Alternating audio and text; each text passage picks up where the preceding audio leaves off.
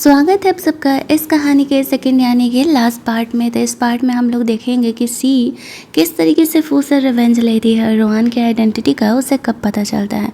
तो इस पार्ट के स्टार्टिंग में हम लोग देखते हैं कि रोहान और सी दोनों एक दूसरे के साथ रोमांस करते हैं।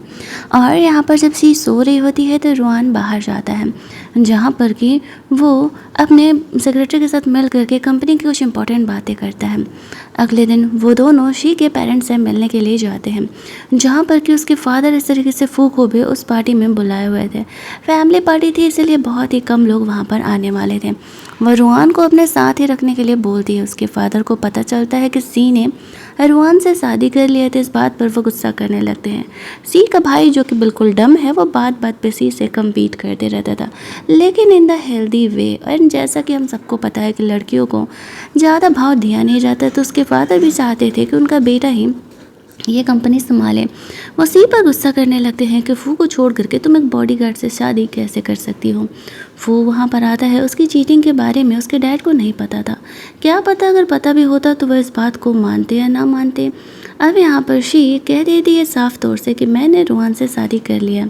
मुझे इस बात से फ़र्क नहीं पड़ता है कि वो अमीर है या गरीब, या फिर वो बस एक बॉडीगार्ड है, लेकिन अब मैं फू से किसी हालत में कोई कनेक्शन नहीं रखना चाहती हूँ। यहाँ पर सी के फादर जो थे वो फू को कह रहे होते, मैंने सुना है कि गू फैमिली आज बैंकेट में आने वाली है, थोड़ा ध्यान देना, हमारा भी उनसे कनेक्शन हो सके तो। उन्हें नहीं पता था कि जिस फैमिली के बारे में वो बात कर रहे हैं उस फैमिली का हेड है रोहान। वो तो खुद ही उनकी बेटी से मैरिड है, भला उन्हें किस बात की फ़िक्र करना है। यहाँ पर सी को काफ़ी गुस्सा आ रहा होता है फू को यहाँ देख करके, लेकिन रोहान उसे रोक लेता है, ये कहते हुए कि बहुत सारे लोग हैं, अभी फ़िलहाल तमाशा नहीं करते हैं। सी यहाँ पे रोहान की बात मान करके रुक जाती है। उसके फादर फू के साथ शादी शी की इसलिए भी कराना चाह रहे थे क्योंकि वो लोग भी उन्हीं की तरह अमीर थे। और इस तरीके से वहाँ पे एक और इंसान आता है जो कि यहाँ पर कोई और नहीं, रोहान का सेक्रेटरी था। वो फू को भाव नहीं देता है। वो यहाँ पर शी के डैड से बात कर रहा होता है। जैसे तैसे करके रोहान यहाँ पर अपनी आइडेंटिटी छुपाता है, क्योंकि उसके सेक्रेटरी को नहीं पता था कि सी और फैमिली को नहीं पता है कि एक्चुअल में रोहान इस फैमिली का हेड है। और यहाँ पर रोहान से पूछने पर वो बोलता है कि एक्चुअल में ये मेरा डिस्टेंस रिलेटिव है, इसी वजह से ये मुझसे थोड़ा इतना क्लोजली बात कर रहा है। सब सोच रहे थे कि वैसे उसके नाम में गू तो आता है, लेकिन किसने सोचा था कि वो उस फैमिली का डिस्टेंस रिलेटिव निकलने वाला है। फ़िलहाल तो सबके सामने शी रोहान को कुछ भी नहीं कहती है। वो बस चाह रही होती है कि वो अपनी मॉम की बनाई हुई कंपनी सही तरीके से संभाले, और इसके लिए उसे जो गू फैमिली के साथ था उस प्रोजेक्ट को कंप्लीट करना होगा बहुत ही अच्छे तरीके से। रोहान उसे कहता है कि यहाँ से घर जाने के बाद वो उसे सारी बातें सच सच बता देगा। फू सी के भाई को देख कर के रोहान सोच रहा होता है कि इस लड़के को फू ने कितने गंदे तरीके से डिच किया था, इसका इस्तेमाल करके इसे जान से मरवा दिया था। अभी ये इतना हीरो बन रहा है, अगर ये सी की बात नहीं मानेगा तो पंगा बढ़ जाएगा। घर जाने के बाद उसके फादर कह रहे होते कि गू का प्रोजेक्ट यहाँ पर उसका भाई संभालने वाला है। इस बात पर सी गुस्सा आ जाती है और कहती है ऐसे कंपनी के बारे में कुछ भी नहीं पता है। जब से मेरी मॉम गुजरी है कंपनी मैं संभाल रही हूँ, और आप इतना इंपॉर्टेंट प्रोजेक्ट इसे कैसे दे सकते हैं। वह अपनी भाई की पिटाई लगाती है। उसका भाई भी जानता था कि कहीं ना कहीं सी उससे ज़्यादा कैपेबल है, लेकिन लड़का था और फ्री में प्रॉपर्टी मिल रही होती है तो कौन ही छोड़ने वाला था। दूसरी तरफ फू के फादर उसे डांट रहे होते हैं कि मैंने तुम्हें समझाया था कि तुम्हें सी से शादी करनी ही होगी, तुम्हें पता है कि हमारी कंपनी की क्या हालत है, फिर भी तुम्हें एनी के साथ मेस्टअप करना ज़रूरी है। वो बोलता है डोंट वरी डैड, सी मुझे छोड़ करके कहीं नहीं जाने वाली, वो मुझसे बहुत ही प्यार करती है। दूसरी तरफ घर पर रोहान सी का केयर कर रहा होता है। सी उसे कहती है कि तुम मुझे ऐसा क्यों लग रहा है कि तुम मुझसे कुछ बातें छुपा रहे हो।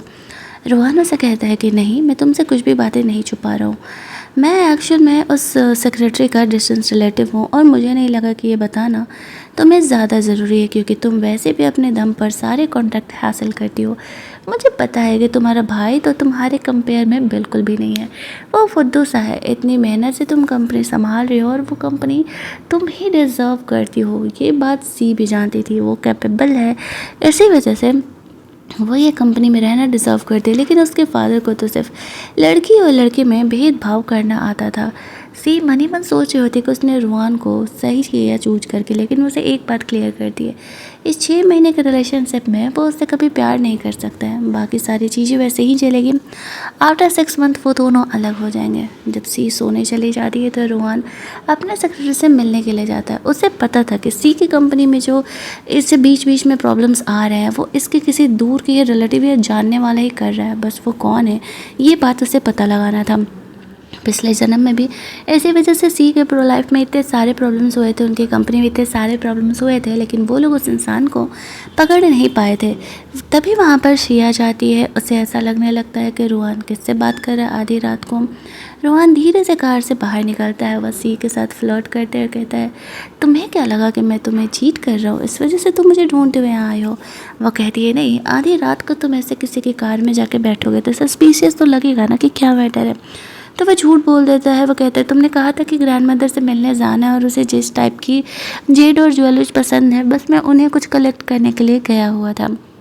सी को लग रहा होता है कि रुआन उसे इम्प्रेस करने के लिए ये सब कुछ कर रहा है। वो उसे कहती है कि तुम्हें इतना ज़्यादा मुझे इम्प्रेस करने के लिए ये सब कुछ करने की ज़रूरत नहीं है।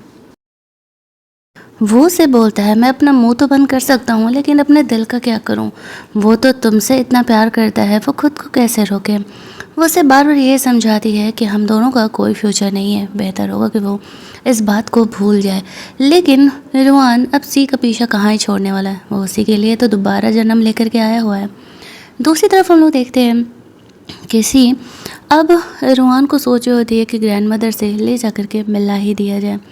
वो अपना रेगुलर बेसिस वाला ड्रेस पहन करके आता है तो वो उसे कहती है, ये पहन करके तो हम ग्रैंड मदर से मिलने के लिए नहीं जा सकते, चलो पहले तुम्हें शॉपिंग कराने के लिए लेकर के जाना पड़ेगा।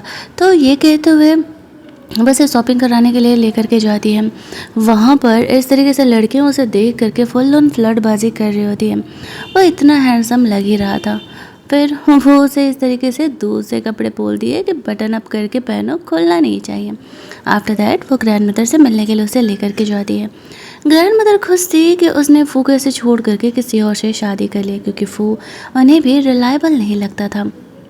और यहाँ पर वो इस तरीके से उसे कहती है कि मुझे इससे कुछ बात करना है। तब तक सी डॉक्टर से बात करने के लिए बाहर चली जाती है। वो रुआन से पूछ रही थी कि क्या वो सी से प्यार करता है। वो कहता है कि मैं उसे बहुत ही लंबे समय से प्यार करता हूँ, मैं हमेशा उसका ख्याल रखूँगा, आपको उसकी इतनी ज़्यादा फिक्र करने की ज़रूरत नहीं है। ये बात सुन करके इस तरीके से ग्रैंड मदर काफ़ी सेटिस्फाइड हो जाती हैं, काफ़ी खुश हो जाती है कि सी ने इस बार सही बंदा चूज किया है। अच्छा हुआ जो इस तरीके से उसने फू का पीछा छोड़ दिया। दूसरी तरफ सी इस तरीके से वापस से डॉक्टर से बात करके ग्रैंड मदर के पास आ रही थी। तभी वो नोटिस करती हैं फू और एनी को। फू यहाँ पर एनी को चेकअप कराने के लिए लेकर के आया हुआ था। वो छुप करके उन दोनों को देख रही होती है। तभी वहाँ पर रुआन आ जाता है। सी छुप रही होती है कि कहीं वो दोनों उसे देख ना ले, वरना बेवजह ही यहाँ पर पंगे करेंगे। और रुआन को ऐसा लग रहा था कि कहीं सी अभी तो फू से प्यार नहीं करती है। इस तरीके से जब वो नोटिस करती है एनी एक्चुअल में यहाँ पे प्रेगनेंसी टेस्ट कराने के लिए आई है, तो ये उसके लिए एक बहुत ही अच्छा प्लस पॉइंट मिल जाता है उससे इंगेजमेंट तोड़ने का सारी दुनिया के सामने, क्योंकि सारी दुनिया तो उसे गलत ही समझती अगर वो इस तरीके से इंगेजमेंट तोड़ती तो बिना वजह का, क्योंकि चीटिंग का उसके पास प्रूफ तो था नहीं। इसी वजह से वो ये देख करके फुल ऑन मज़े ले रही होती। और यहाँ पर एनी फू को बताती है कि एक्चुअल में वो प्रेग्नेंट है। तो वो कहता है, यार बेबी गलत समय पे आ गया, तुम्हें पता है कि कंपनी की प्रॉपर्टी पाने के लिए मुझे सी से शादी करना ही पड़ेगा। एनी उसे कहती है, इस बेबी का अबॉर्ट नहीं कराते, मैं जॉब छोड़ दूँगी, मैं घर पर ही रहूँगी, तुमसे और सी से दूर रहूँगी, लेकिन ये हमारा पहला बच्चा है। वो ऐसा नहीं करना चाहती थी, वरना फिर वो भला फू उससे शादी क्यों ही करता। और उसे अमीर बनना था ना, अमीर बनने के लिए तो बच्चे का सहारा लेना ज़रूरी है। फू उसकी बातों में आ जाता है और वो सोचता है कि हाँ ये भी ठीक है, अगर वो सी से दूर रहेगी, बस 2-3 सालों का बात है, शादी करने के बाद सारी कंपनी उसकी हो जाएगी। आफ्टर दैट वो एनी और उसके बच्चे को दोनों को घर में प्राउडली लेकर के आएगा। तो उसका तो यही प्लान था। अगले दिन सी अपने भाई के साथ मिल करके उस प्रोजेक्ट पर काफ़ी इंपॉर्टेंट तरीके से काम कर रही थी, लेकिन वो गेम खेलने में बिजी था। इस बात पर वो उस पर गुस्सा करने लगती है। रोहान भी उसके भाई को कहता है कि जब सी तुम्हें कुछ कह रही है तो तुम्हें इस बात का ध्यान देना चाहिए, तुम उसे इग्नोर नहीं कर सकते। और वो उसे अच्छा खासा सबक सिखाता है। वो उसे कहती है कि देख भाई, अगर कंपनी संभालना है एक्चुअल में तो तुम्हें इस बात का ध्यान रखना होगा, कुछ भी गड़बड़ नहीं होना चाहिए। कंपनी हम ये प्रोजेक्ट हमारी कंपनी के लिए बहुत ही इंपॉर्टेंट है और ये बात तुम बहुत ही अच्छे तरीके से जानते हो। हाँ हाँ कह के उसका भाई वहाँ से निकल जाता है, लेकिन उसे काफ़ी गुस्सा आ रहा था। उसे ऐसा लग रहा था कि रोहान की वजह से उसकी बहन उसे इतना ज़्यादा डांट लगाती है। तो अब वो रोहान को ही सबक सिखाने का प्लान करता है। और इधर रोहान और सी का कंपनी में ही रोमांस स्टार्ट हो जाता है। सी काफ़ी डोमिनरिंग टाइप की थी और रोहान को सी का यही बिहेवियर सबसे अच्छा लगता था कि वो उसे हैंडल आउट करना चाह रही होती है। इधर सी का भाई गुस्से में रोहान से रिवेंज लेने का प्लान कर रहा होता है। इसके लिए वो फू को कॉल करता है और फू को कहता है कि चलो मेरी बहन को सीधे शादी के लिए प्रपोज करो। तो वो तैयार हो जाता है। सारा अरेंजमेंट तो उसके भाई ने ही कराया था। वो सोच रहा होता है कि सी इसे देख करके इमोशनल हो जाएगी और उससे हाँ कह ही देगी। उफ, ये लड़कों की गलतफहमियाँ। यहाँ पर सी को वो कॉल करके बुलाता है। सी को नहीं पता था कि एक्चुअल में फू के साथ मिल करके वो ये सब कुछ ड्रामा करने वाला है। तो वो अपने भाई के बुलाने पर चली जाती है। वो रोहान के साथ वहाँ पहुँचती है। रोहान सोचता है कि वो उसे ऐसे कन्फेस कर रहा है शादी के लिए, कहीं सी उसे सच में हाँ ना कहते और उससे अभी ही डाइवोर्स लेने के लिए ना बोलने लगे। वो यहाँ पर जब सी को प्रपोज करता है और कहता है कि उसे अपनी गलती का एहसास है, उसने एनी के साथ रिलेशन तोड़ लिया और वो सच में उससे शादी करना चाहता है, तो सी हंसते हुए कहती है अच्छा तो फिर अपने बच्चे का क्या करोगे। वो कहता है कौन सा बच्चा, मुझे नहीं समझ में आ रहा तुम क्या कह रही हो। सी हंसते हुए उसे रिपोर्ट दिखाते हुए कहती है तुम्हारा और एनी का बच्चा, जो कि तुम्हारे बेबी को लेकर के प्रेग्नेंट है और तुम मुझसे झूठ बोल रहे हो। यहाँ पर आने से पहले उसने एनी से बात की थी और उसे कहती है कि तुम मेरी हेल्प करो और मैं तुम्हें फू की वाइफ बनाने में हेल्प करूँगी। एज यू नो कि अब मैं फू में बिल्कुल भी इंटरेस्टेड नहीं हूँ, तो चाहे तुम शादी करो उससे या कोई और, मुझे इस बात से घंटा फ़र्क नहीं पड़ता, लेकिन अगर तुम्हें अमीर बनना है तो तुम्हें मेरा हेल्प करना पड़ेगा। एनी यहाँ पे अपना प्रेगनेंसी रिपोर्ट उसे दे देती है, जो कि सी फू के मुंह पे मारती है और कहती है मैं ऐसे चीटर इंसान के साथ तो ऑब्वियसली शादी नहीं करूँगी, इससे बेहतर होगा कि मैं अकेले रहूँ। लेकिन अफसोस तुम्हारा दिल अब तोड़ना चाहूँगी मैंने सीरियसली रोहान से शादी कर लिया है। रिपोर्टर्स भी यहाँ पर आए हुए थे। रोहान यहाँ पर शादी का सर्टिफिकेट निकाल करके दिखा देता है सबको और कहता है वो और सी लीगली मैरिड है, तो जब तक मैं सी से डाइवोर्स नहीं लेता तुम्हारा तो कोई चांस ही नहीं है, तुम यहाँ पर कभी भी सी के हस्बैंड बन नहीं सकते हो। ये बात सामने आता है। हालांकि सी ने इस तरीके से इन बातों को रिवील करने के लिए नहीं सोचा था, लेकिन ये भी सही है, इससे इसकी कंपनी को थोड़ा एक्सपोजर मिल रहा था। फू का यहाँ पर मुँह बन जाता है। उसका भाई सोचने लगता है कि आखिरकार सी ने रोहान में देखा क्या है कि वो एक बॉडीगार्ड से शादी करके बैठी हुई है। उन्हें क्या पता कि रोहान एक्चुअल में किस किस मामले में कैपेबल है। सी रोहान को छेड़ रही होती है कि शादी का सर्टिफिकेट लेकर के कौन घूमता है। रोहान से कहता है मुझे पता था आगे चल के ऐसा कुछ कांड होने वाला है, तो शादी का सर्टिफिकेट दिखाने का ज़रूरत पड़ेगा, इसी वजह से मैंने ऐसा किया। तो फिर सी रोहान को इस बारे में कुछ नहीं बोलती है। इधर फू के फादर उस पर बहुत ही गुस्सा कर रहे होते हैं क्योंकि अब उनकी कंपनी को लॉस होना स्टार्ट हो जाता है। फू अब भी इसी ओवर कॉन्फिडेंट में था, किसी उसे छोड़ के नहीं जाने वाली है। उसका फू अब उसके फादर किसी और कंपनी को उसे संभालने के लिए बोल देते क्योंकि उनसे ना हो पाएगा। गुस्से में आकर के वो रोहान से बदला लेने के लिए उसका एक्सीडेंट करने का डिसाइड करता है। रोहान घर लौट रहा था, वो सी के साथ फ़ोन पर कनेक्टेड था। वो सी के लिए केक बाई करने के लिए गया हुआ था, तभी वो नोटिस करती है कि शायद उसका एक्सीडेंट हो गया। वो ये सुनते ही काफ़ी परेशान हो जाती है और उसे ढूंढते हुए निकलती है, लेकिन सी यहाँ पर उस गुंडे लोगों से पीछे छुड़ा करके वहाँ से निकल रहा था। वो लोग उसे फॉलो करते हुए यहाँ पर आते हैं और रोहान की पिटाई लगाने का कोशिश करते हैं। उन्हें ऐसा लगता है अकेले रोहान भला उनका क्या ही घंटा उखाड़ पाएगा, लेकिन उन्हें नहीं पता था कि यहाँ पर रोहान एक्चुअल में क्या कुछ कर सकता है। गुस्से में आकर के रोहान यहाँ पर इस तरीके से उनकी पिटाई लगाने लगता है और यहाँ पर जब शी आती है तो वो उसे इंजर्ड कंडीशन में देखती है। रोहान को वही सीन याद आता है जब उसने उसे अंडरग्राउंड फाइटिंग से बचाया था। सी उसे देख करके काफ़ी इमोशनल हो जाती है और वो रोहान को जल्दी जल्दी वहाँ से सेव करके घर लेकर के जाती है, जहाँ पर कि वो उसके चोट पर फर्स्ट एड कर रही होती है। उसे देखते ही रोहन उसे पूछता है कि क्या तुम्हें मेरी फ़िक्र हो रही है। सी कहती ये मजाक का वक्त लग रहा है तुम्हें, आखिरकार हुआ क्या था, वो घुटने तुम्हारे पीछे क्यों ही पड़े थे। वो उसे कह रही होती है कि मुझे जानना है कि वो लोगों ने तुमको कैसे टच कर दिया, उनकी इतनी हिम्मत कैसे होगी। तो यहाँ पे रोहान ये कहता है कि इस तरीके से मुझे लगता है कि इसमें फ़ो इंक्लूडेड है, और होता भी वही है। सी को भी यही पता चलता है कि फ़ो ने गुंडे लोगों को भेजा हुआ था कि वो यहाँ पर उन्हें इस तरीके से जान से मार दे, लेकिन यहाँ पर वो लोग ऐसा कुछ कर नहीं पाते। वो अपने सेक्रेटरी के साथ मिल करके बाकी का प्लान कर रहे होते। इधर फ़ो एनी से कहता है कि डोंट वरी, सिर्फ 3 साल, इसके बाद मैं यहाँ पर इस तरीके से तुम्हें अपने घर प्राउडली लेकर के जाऊंगा। तो वो इस चीज़ के लिए उसके वेट करने के लिए तैयार हो जाती है, लेकिन तभी उसके फादर आते हैं और बोलते हैं कि हमारी कंपनी बैंक करप्ट हो रही है। उन्हें पता चल गया था कि रोहान ने क्या कुछ किया है, और रोहान उनसे रिवेंज लेने के लिए ये सब कुछ कर रहा था। हालांकि उन्हें ये नहीं पता चल पाता है कि रोहान इतना ज़्यादा रिच है। उन्हें ऐसा लगता है कि वो गो फैमिली का रिलेटेड है, तो वो उनके साथ मिल करके ये सब कुछ कर रहा है। फू के पास कुछ भी नहीं बचा था। दूसरी तरफ हम लोग देखते हैं कि रोहान अब सी की कंपनी में होने वाले क्राइसिस के बारे में अपने सेक्रेटरी को पता लगाने के लिए कहता है। ये कहता है कि आखिरकार सी की कंपनी में प्रॉब्लम्स आ कहाँ से रहे हैं, हमें फाइनली इस बारे में अब पता लगाना होगा। कोई तो है जो किसी को ऐसे हर्ट करना चाह रहा है, क्योंकि फू का तो पत्ता मैंने साफ़ कर दिया, उसके बाद भी ये सब कुछ हो रहा है।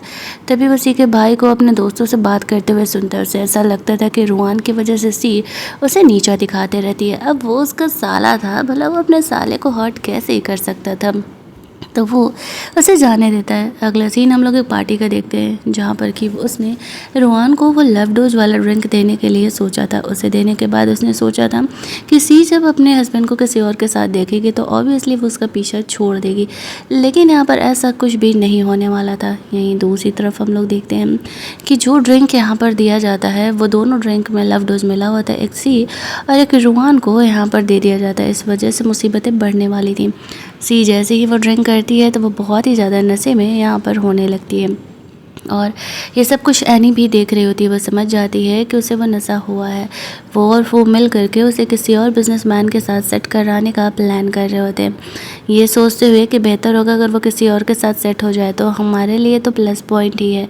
बाद में मैं उसे ज़रूर इस चीज़ को लेकर के ब्लैकमेल करके खुद से शादी करने के लिए बोलूँगा और उसे हाँ कहना पड़ेगा। फू का यही प्लान था। वो एनी को समझाता है कि अगले कुछ दिनों में वो यहाँ पर आकर के कुछ टाइम में आकर के इसका वीडियोज और फ़ोटोज़ बना लेगी, तो वो इस चीज़ के लिए मान जाती है। वहीं दूसरी तरफ हम लोग देखते हैं कि उससे मिलने के लिए एक्शन में वहाँ पर रोहान आ जाता है। जब उसके भाई को ये बात पता चलता है कि रोहान के साथ साथ एक्चुअल में यहाँ पर सी को भी वो दवा दिया गया है, तो वो जल्दी जल्दी अपनी बहन को सेव करने के लिए जाने लगता है, और वहाँ पर वो उसे ढूंढ रहा होता है आखिरकार उसकी बहन किस कमरे में हो सकती है। उसने जो गड्ढा खोदा था यहाँ पे रोहान के लिए, अब खुद उसकी बहन उस गड्ढे में फंस गई थी। वो जल्द से जल्द उसे ढूंढने के लिए जाता है कि मेरी बहन कहाँ चली गई। वो उसके साथ कुछ भी गलत होते हुए नहीं देख सकता था। दूसरी तरफ हम लोग देखते हैं कि अचानक से उस कमरे में इस तरीके से एनी वीडियो बनाते हुए आ जाती है। रोहान उसी को वहाँ देख करके वो शॉक हो जाती है। उसने तो दूसरे को वहाँ पर एक्सपेक्ट किया था। इस बात पर वो उसे गुस्सा करते हुए कहती है कि तुम मेरे कमरे में अचानक से कैसे इंटर कर सकती है। वो कहती है कि वो गलत कमरे में आ गई थी। वो कहती है अच्छा गलत कमरे में तुम वीडियो बनाने लगोगी। एनी ऐसे सॉरी सॉरी कहने लगती है। तब तक उसका भाई भी यहाँ पर एनी के सपोर्ट में आ जाता है। फू इस तरीके से सी को उसके साथ देख करके बहुत ही ज़्यादा वाला गुस्सा कर रहा होता है, लेकिन वो कुछ कर नहीं सकता था। सी यहाँ पे रोहान को हालांकि उस सिचुएशन में बचाने के लिए थैंक्स बोलती है, लेकिन वो भाई साहब अब सी के साथ रोमांस करने के इरादे में थे, क्योंकि यहाँ पर इस तरीके से उसका जो है अब वो दवा असर कर रहा होता है। सी भी खुद को रोक नहीं पा रही थी, और लेकिन दोनों को यहाँ पे रुकना पड़ता है। इधर फू बहुत ही ज़्यादा ड्रिंक कर रहा होता है, और वो सी से कह रहा होता है एनी को, सी इमेजिन करके कह रहा होता है कि वो किसी और से शादी कैसे कर सकती है, वो तो सिर्फ उसी से प्यार करती थी। अब यहाँ पर एनी को भी इस बात से गुस्सा आने लगता है कि वो उसके साथ इतने टाइम से है और वो उसे छोड़ करके सी को सोच रही है। उसे होश में लाती है और कहती है कि मैं सी नहीं एनी हूँ। तो वो झूठ मूठ का उसे सॉरी सॉरी कहने लगता है, लेकिन इस चक्कर में एनी को चोट लग गया था, और यहाँ पर उसका बेबी भी अबॉर्ट हो जाता है। दूसरी तरफ रोहन और सी इन चीज़ों को देख रहे होते। उनका मानना था कि इनका कर्मा ही इन्हें लग रहा है। जिस तरीके से इन लोगों ने दूसरों को धोखा दिया था, दूसरों का दिल तोड़ा था, अब वक्त खुद उन पर लौट करके आया हुआ है। रोहन सी को वहाँ से चलने के लिए कहता है। अगले दिन रोहन अपने सेक्रेटरी से बातें कर रहा होता है। जल्दी ही वो सी के सामने अपनी आइडेंटिटी को रिवील करने का प्लान कर रहा था, बट उसे समझ नहीं आ रहा था कि वो ऐसा कैसे करे ताकि सी को इस बात का ज़्यादा बुरा ना लगे कि वो इतना बड़ा आदमी था और वो अपनी आइडेंटिटी छुपा करके ऐसे बॉडीगार्ड बन करके उसके साथ रह रहा होता है। साथ ही में उसे इस बात का भी हिंट मिल रहा होता है कि एक्शन में सी की कंपनी को कौन हर्ट कर सकता है। यहीं दूसरी तरफ सी जिस प्रोजेक्ट पर काम कर रही होती है, अब तक तो वो सब कुछ सही जा रहा होता है, लेकिन तभी उसके फादर उसे कॉल करके बुलाते हैं। सी काफ़ी गुस्से में घर जाती है क्योंकि उसे पता था कि उसके फादर ये प्रोजेक्ट एक्चुअल में उसके भाई को देने के लिए कह रहे हैं। उसे डांटते हुए कहते हैं कि तुम लड़की हो, ऊपर से बॉडीगार्ड से शादी करके बैठी हुई हो, तुम किसी काम की नहीं हो, तुम ये प्रोजेक्ट अपने भाई को दे दो। इस बात पर सी गुस्सा करते हुए कहती है कि मैं ये प्रोजेक्ट इतनी मुश्किल से संभाल रही थी, हमारा साइनिंग इवेंट होने वाला और आप इस एंड टाइम पर कह रहे हैं कि मैं सारा क्रेडिट अपने भाई को दे दूँ। वो कहता है हाँ, ताकि यहाँ पर जो शेयर होल्डर्स हों वो बोर्ड मीटिंग में देखें कि तुम्हारा भाई एक्चुअल में इतना बड़ा प्रोजेक्ट लेकर के आया हुआ है। सी इस चीज़ के लिए मना कर देती है और गुस्सा करके घर से बाहर निकल जाती है। वो सोच रही होती है उससे उसके घर में रिकॉग्नाइजेशन इसलिए सिर्फ नहीं मिलता है क्योंकि वो एक लड़की है। चाहे वो कंपनी के लिए कितना भी कुछ कर ले, एट द एंड क्रेडिट सारा उसके भाई को ही जाने वाला है। रोहन यहाँ पर सी को संभालने के लिए आता है। वो उसकी कद्र करता था, उससे प्यार करता था, उसके इम्पोर्टेंस को समझता था। सी उसे हक करके पहली बार रोने लगती है। रोहन जानता था कि सी का दिल कुछ ज़्यादा ही टूटा है, इसी वजह से वो इस तरीके से इमोशनल हुई है, वरना उसने उसे कभी भी इतना परेशान नहीं देखा था। वो उसे कहता है डोंट वरी, मैं हूँ ना तुम्हारे साथ, मैं हमेशा ही तुम्हें प्रोटेक्ट करूँगा और कभी तुम्हें खुद से अलग नहीं होने दूँगा। सी खुश थी, एटलीस्ट कोई तो उसके साथ है। यहीं दूसरी तरफ अगले दिन वो वापस से अपने भाई से मिलने के लिए जाती है। उसका भाई फुल ऑन शो ऑफ कर रहा था कि बहन छोड़ो, अब इस पोजीशनिफ्ट को भी छोड़ो, अब ये कंपनी मेरी ही होने वाली है, आज नहीं तो कल ये मेरी ही होगी। सी हंसते हुए उसे चेयर से बांध देती है, उसके मुंह को भी बंद कर देती है और कहती है भाई जब तक मैं ये साइनिंग इवेंट ना निपटा लूँ तब तक तुम यहीं पर बैठे रहो, ठीक है, क्योंकि तुम्हें पता है कि ये प्रोजेक्ट कितना इंपॉर्टेंट है और तुमसे ना हो पाएगा। ये कहते हैं वो अपने सेक्रेटरी को लेकर के उस साइनिंग इवेंट में पहुँचती है, लेकिन वहाँ पर गेस्ट अब तक आए नहीं हुए थे और स्टाफ का बिहेवियर भी काफ़ी उसे वियर्ड लग रहा होता है। तभी वो नोटिस करती है कि रोहन किसी से लड़ रहा है। एक्चुअल में यहाँ पर जिस इंसान ने सी की कंपनी में प्रॉब्लम स्टार्ट करने का कोशिश किया था, वो बंदा यहाँ पर ऐसे गुंडों लोगों को सेट किया हुआ था इस साइनिंग इवेंट को ख़राब करने के लिए। सी यहाँ पर आती है, तब उसकी पिटाई लगने वाली थी, उसका क्लास लगने वाला था, लेकिन थैंकफुली रोहन वहाँ पर चीज़ों को संभाल रहा होता है। सी और उसके सेक्रेटरी को वहाँ से किडनैप करने का कोशिश किया जाता है। तब तक रोहन वहाँ पर उसे सेव कर लेता है, उसे दवा देता है ताकि वो होश में रह सके। वो थोड़ा सा होश में आती है, रोहन सी को वहाँ से भेज रहा होता है और वो अकेले ही इतने सारे गुंडों से लड़ रहा था। सी लिफ्ट में जाते जाते आधा रास्ता लौट करके आ जाती है, ये सोचते हुए कि भले ही रोहन उसका बॉडीगार्ड है, उसे बचाना उसका काम है, लेकिन वह ऐसे सिचुएशन में उसे अकेले नहीं छोड़ सकती थी। उसे कहीं ना कहीं रोहन से प्यार हो चुका था, इसी वजह से वो उसे अकेले नहीं छोड़ सकती थी। लेकिन जब वो लौट करके आती है तो उसे अलग ही सिचुएशन देखने को मिलता है। इस बार रोहन के पास बहुत सारे गार्ड्स थे और वो उसे मिस्टर गो कह के पुकार रहे होते हैं। इस पॉइंट पर आकर के सी को लगने लगता है ये वही गू फैमिली का हेड तो नहीं है। जैसे तैसे करके रोहन और उसका सेक्रेटरी उस मैटर को संभालते हैं और इस मैटर को रफा दफा करते हैं कि नहीं नहीं ऐसा कुछ भी नहीं है। रोहन एक्सट्रीमली इंजर्ड होने की एक्टिंग करने लगता है, जिसे देख करके सी का माइंड डाइवर्ट हो जाता है और वो जल्दी जल्दी उसे हॉस्पिटल लेकर के जाती है। और वहाँ जाने पर डॉक्टर से कहते हैं अभी ये कार एक्सीडेंट से रिकवर नहीं हो पाया था कि यहाँ पर एक दूसरा एक्सीडेंट दोबारा ऐसा हुआ तो उसकी बॉडी ये चीज़ झेल नहीं पाएगी। दूसरी तरफ हम लोग देखते हैं कि रोहन इस तरीके से बेहोश था तो उसे कह रहे होते एक बार तुम होश में आ जाओ, मैं अपने पूरे दिल से तुम्हें एक्सेप्ट करने के लिए तैयार हूँ, मैं तुम्हें डिवोर्स लेने के लिए नहीं बोलूँगी, प्लीज़ तुम एक बार होश में आ जाओ। रोहन ये बातें सुन रहा होता है। जैसे ही सी ऐसा कहती है तभी वो तुरंत होश में आ जाता है। सी यहाँ पर थोड़ा सा ऑकवर्ड फील करने लगती है, कहती है कि मैं डॉक्टर को लेकर के आती हूँ। इस बात पर रोहन से कह रहा था कि नहीं नहीं, डॉक्टर के बाद में बुलाना, पहले ये बताओ तुमने जो कहा उस बात को क्या तुम लागू करने वाली हो। तुमने कहा तो मुझे तहे दिल से एक्सेप्ट करोगी। क्या ये बात सच है कि हम दोनों रियल हस्बैंड वाइफ बन के रहने वाले हैं? क्या सच में हम यहाँ पर डाइवोर्स नहीं लेंगे? सी यहाँ पर थोड़ा सा साई फील करने लगती है। वह कहती है तुम्हें रेस्ट करने की ज़रूरत है, मैं डॉक्टर को बुला के लेके आती हूँ। ये कहते हुए बाहर निकलती है। सोचती है कि ये रुआन डे बाय डे इतना ज़्यादा हैंडसम कैसे होते जा रहा है, मुझे तो खुद ही अपनी फीलिंग को कंट्रोल करना मुश्किल हो रहा है। ये सोचते हुए डॉक्टर को बुलाने के लिए जाती है। उसके जाते ही उसका सेक्रेटरी यहाँ पर आता है।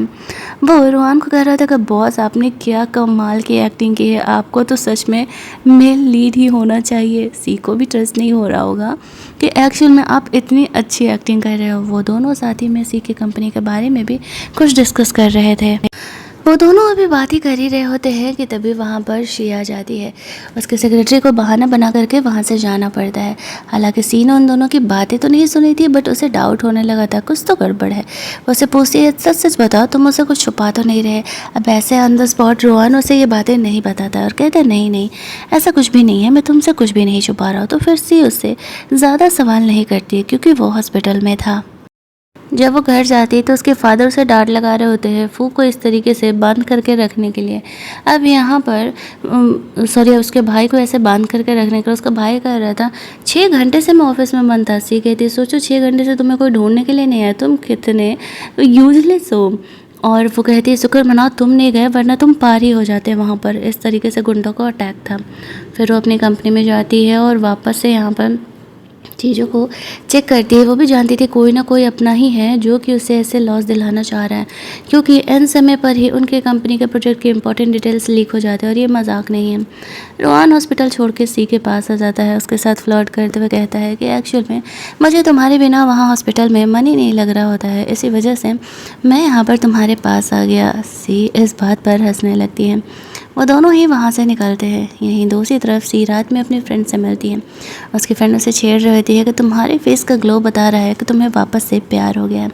लगता है कि रोहन सच में अपना जादू चला ही रहा है। वह हंसते हुए कहती है यार वो बंदा सच में बहुत ही ज़्यादा वाला स्मार्ट है। दूसरी तरफ हम लोग देखते हैं कि रोहन अपने सेक्रेटरी और कुछ लोगों के साथ इस बारे में बात कर रहा होता है। तभी सी और उसकी फ्रेंड ये देख लेती है। वह समझ जाती है कि रोहन एक्चुअल में गू फैमिली का हेड है। वैसे तो वो मन ही मन खुश हो रही होती है, लेकिन रोहन के सामने गुस्सा जता रही होती है। रोहन को जैसे ही पता चलता है कि एक्चुअल में सी को उसकी ये बात पता चल चुकी है, उसका ये सीक्रेट पता चल चुका है, तो उस बेचारी की तो हालत ही ख़राब हो जाती है। कहाँ वो सी को आराम से फुर्सत में ये बात बताना चाह रहा था और कहाँ उसने ऐसे सडनली ये चीज़ें देख ली। सी गुस्सा होते हुए वहाँ से अपने घर चली जाती है। रोहन उसे मनाने के लिए आता है और यहाँ पर जब वैसे उसे मनाने के लिए आता है तो वो गेट ही नहीं खोलती और उसे वहाँ से जाने के लिए कहती है। अगले कुछ दिनों तक वह रोहन से गुस्सा रहने का डिसाइड करती है। यहीं दूसरी तरफ हम लोग देखते हैं कि रोहन सी को मनाने का अब सारा कोशिश कर रहा होता है। वो उसे कहता है अरे बाबा मैं तुमसे झूठ नहीं बोलना चाह रहा था, लेकिन तुम्हें प्रोटेक्ट करने के लिए तुम्हारे साथ मेरा रहना ज़रूरी था। इधर सी अपने फ्रेंड से बात करते हुए जा रही थी। उसकी फ्रेंड में से समझाती है कि रोहन के अपने ही कुछ रीजन्स होंगे, मुझे लगता है कि तुम्हें उसे एटलीस्ट एक मौका तो देना ही चाहिए। तुम बेकार में ही उस पर गुस्सा कर रही हो बेवजह ही। यही दूसरी तरफ सी अपनी कंपनी में से बैठी हुई थी। फू आके कहता है मुझे पता चला कि तुम्हारे और गू कंपनी के प्रोजेक्ट में प्रॉब्लम्स हो रहा है, तुम अब भी रोहन से डाइवोर्स लेकर के अगर मुझसे शादी करने के लिए हाँ कह देती हो तो मैं तुम्हें माफ़ करके तुम्हारी हेल्प करने के लिए तैयार हो जाऊंगी। सी इस बात पर हंसने लगती है। फू को सी के स्माइल का मतलब पता नहीं चलता, लेकिन तभी रोहन वहाँ पर आता है और वो अपने सेक्रेटरी के साथ लेकर के आया था। वो तुरंत ही सी के कंपनी में 10 बिलियन का प्रोजेक्ट इन्वेस्ट करने के लिए आया हुआ था, जिसे देखते ही फू कहने लगता है कि तुम्हारे पास इतना बड़ा प्रोजेक्ट कहाँ से आया, क्योंकि तुम तो सिर्फ एक बॉडीगार्ड हो। इस बात पर वो हंसने लगती है और कहती है तुम्हें अब भी लगता है कि ये सिर्फ एक बॉडीगार्ड है और मैं इतनी कॉन्फिडेंटली क्यों यहाँ पर बैठी हुई हूँ। तब जाकर के फू को पता चलता है कि एक्चुअल में ये कोई बॉडीगार्ड नहीं है, ये यहाँ पर इस तरीके से मिस्टर गू है, गू फैमिली का हेड, जिससे कि वो इतने दिनों से इस तरीके से मिलने का कोशिश कर रहा है। अब फू भाई साहब का तो हालत ही ख़राब हो जाता है ये जानने के बाद, क्योंकि उसका तो उससे कोई पंगा ही नहीं हो सकता है। वो यहाँ पर सी से माफ़ी मांगते हुए कहता है कि सी मुझे माफ़ कर दो, मुझे तुमसे झूठ नहीं बोलना चाहिए था, बट तुम्हें प्रोटेक्ट करने के लिए मुझे जो सही लगा वो मैंने किया। तो वो उसे माफ़ करने के लिए तैयार हो जाती है और कह रही होती है कि चलो ठीक है। और यहाँ पर इस तरीके से वो उसे कहती है कि अगर आज के बाद तुमने मुझे कुछ भी झूठ बोला तो तुम्हारे लिए सही नहीं होगा। वह इस बात के लिए मान जाती है और कहती है नहीं नहीं, अब मैं तुमसे कोई भी झूठ नहीं बोलने वाला हूँ। दोनों ही यहाँ पर ऑफिस में अपना रोमांस स्टार्ट कर देते हैं। सी तो वैसे भी रूहान को माफ़ करने ही वाली थी, वो तो बस गुस्सा होने की एक्टिंग कर रही होती है। अगले दिन वो अपना प्रोजेक्ट आगे कंटिन्यू कर रही होती है। हालांकि रोहन के साथ वो प्रोजेक्ट तो साइन हो जाता है, लेकिन तभी उसे एक दिन एक कॉल आता है, और वो कॉल आता है उसकी मॉम के रिलेटेड कुछ इम्पोर्टेंट इन्फॉर्मेशन के बारे में। और उसे पता चलता है जो इंसान यहाँ पर उसे उसकी कंपनी में प्रॉब्लम दे रहा था वो उसकी मॉम से रिलेटेड था, उसकी मॉम का क्लासमेट भी था। सी को समझ नहीं आता वो इंसान हो कौन सकता है। जब वो घर जाती है तो उसकी मॉम की अंतिम निशानी ये नेकलेस रोहन ने ऑक्शन में ख़रीद के ला करके आया हुआ था उसे देता है और कहता है मुझे पता था कि तुम्हारी मॉम की अंतिम निशानी है, मैं तुम्हें कब का गिफ्ट देना चाहता था, लेकिन तब तुम्हें मेरी आइडेंटिटी के बारे में नहीं पता था, इसी वजह से मैं तुम्हें ये गिफ्ट नहीं दे पा रहा था। वरना तुम बहुत से सवाल करती कि इतना महंगा है, तुम्हारे पास पैसे कहाँ से आए। सिविल से कहती है अब दोबारा तुम मुझसे कुछ भी झूठ नहीं बोलना। अगले दिन वो बहुत ही खुश थी। पार्टी के लिए वो नेकलेस पहन करके रेडी होती है, लेकिन तभी अचानक से बेहोश हो जाती है। वो मेकअप मैन ने उसे ऐसा लिपस्टिक लगाया था कि वो बेहोश हो गई थी। जब उसे होश आता है तो देखती है कि वो इंसान उसे, उसके भाई को और उसके डैड तीनों को किडनैप करके रखा हुआ है। वो इंसान का एक्चुअल में सी की मॉम पे क्रश था, वो उसे पसंद करता था, लेकिन सी की मॉम ने उसके डैड से शादी के लिए वो कहता है कि अगर तुम्हारे डैड नहीं होते तो वो मुझसे शादी करती, आज ज़िंदा होती, हम दोनों खुश होते। सी कहती है अच्छा ये बात आप कैसे गारंटी के साथ कह सकते हो, आप भी तो क्रिमिनल वाली ही हरकत कर रहे हो ना। वो उसके बेटे और उसके पति को पहले मारने का प्लान कर रहा होता है। सी उसे इमोशनल ब्लैकमेल करके कुछ वक्त लेना चाह रही होती है। वो उसे कहता है कि मैं तुम्हारी फैमिली को बर्बाद कर दूंगा, इसी फैमिली के लिए तुम लोगों ने मेरी गर्लफ्रेंड का ध्यान नहीं रखा। लेकिन वो जानती थी कि अगर उसकी मॉम इस इंसान से प्यार करती तो वो कभी उसे नहीं छोड़ती। ये एक तरफा प्यार था जो कि यहाँ पर इस तरीके से वो इंसान सी की मॉम से करता था। ये सब कुछ चल रहा था, तब तक रोहन उसे सेव करने के लिए आ जाता है। इसकी फैमिली में सबको पता चल जाता है रोहन केवल एक बॉडीगार्ड नहीं है, एक्चुअल में वो इतना ज़्यादा रिचेस्ट इंसान है जो कि उनका हेल्प कर रहा है। और यहाँ पर वो खड़े खड़े इस इंसान की कंपनी को बैंक करप्ट कर देता है और पुलिस उसे पकड़ करके लेकर के जाती है किडनैपिंग के जुर्म में।